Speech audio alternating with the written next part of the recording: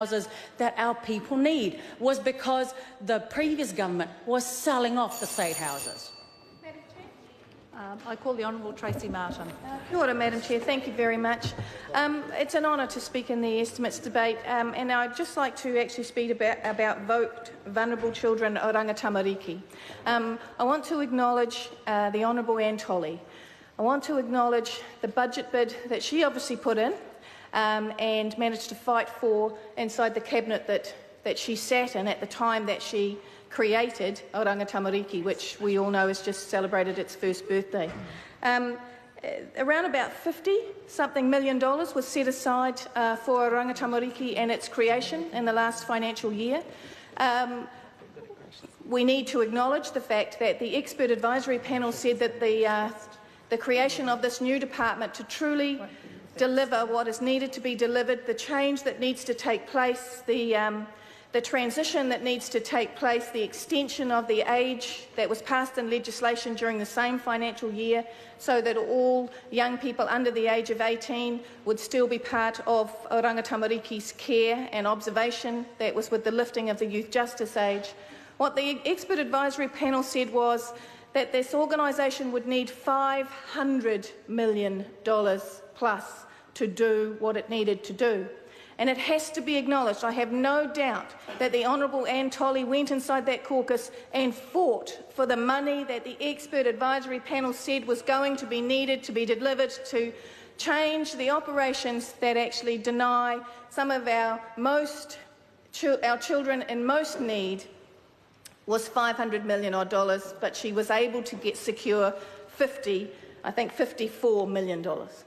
So, it's $54 million. Well done her. It was obviously a hard fight, but it was woefully short of what was needed. And this was the previous government and the previous estimates saying that they were doing so much to protect these children. The vision was a good vision. The pillars that were set into place under Anne Tolley were good pillars. Unfortunately, the funding was not there to deliver on the operating model that needs to be placed around this organisation. The funding was never secured. There was no contingency. There was no forward planning. There was no decision made about how, when this vision was put down on paper, how it would be funded by the previous administration. So that's unfortunate. But what o Rangatamariki has done in the year that it has been in existence with the money that was secured under the previous financial year is that they have begun that transition. This government will have to take many major decisions over the next 6-month period.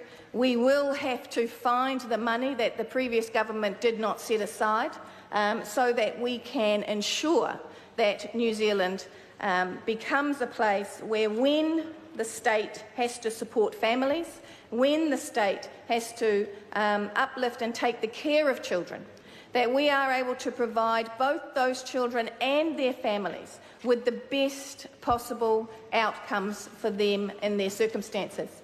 We also need to make sure that those that are caring for these children are well supported, and that has been a failing in previous administrations. We need to make sure that our youth justice facilities, that we try different things so that we don't have a churn through our youth justice facilities as we have before.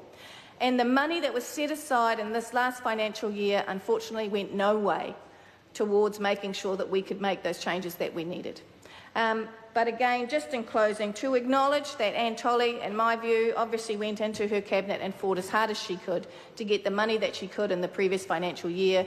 There were some hard decisions made. She made them. She started to make that circuit breaker that we needed. And with the small amount of money that she had and that the organisation had, they have moved forward.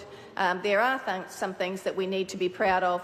But going forward, Madam Chair, there will need to be certainly a lot more focus around the finances and the resourcing that will be needed for these children. Kia ora.